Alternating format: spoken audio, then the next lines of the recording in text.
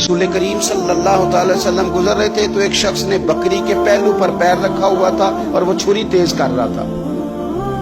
यानी बकरी को उसने गिराया हुआ है, लिटाया हुआ है और पहलू पर पैर रखा हुआ है और साथ साथ वो छुरी तेज कर रहा है। तो नबी पाक सल्लल्लाहु अलैहि वसल्लम ने क्या खूबसूरत बात इरशाद फरमाई। हुजूर अलैहिस्सलाम फरमाने लगे, तुम इसे दो मौतें देना चाहते हो, दोहरी तकलीफ में गोया तुम मुब्तला करना चाहते हो, इसके सामने ही तुम छुरियां तेज कर रहे। हुजूर फरमाने लगे, दो मौतें देना चाहते हो, चाहिए था कि पहले से ये सारे औजार तुम्हारे तैयार होते तो उस दिन किसी इमरजेंसी का शिकार ना हो। 3 दिन शरीयत ने इसीलिए तो रखे थे, इसलिए तो वक्त रखा था। आप इस तरह का कोई माहौल ना बनाए जिससे जानवर को भी तकलीफ हो, अजियत हो। मैंने कहा कि मेरे करीम फरमाते हैं, रब ने हर चीज पर एहसान करना फर्ज किया। अच्छे तरीके से ज़िबा करें, छुरी को तेज करें, जानवर को आराम पहुंचे।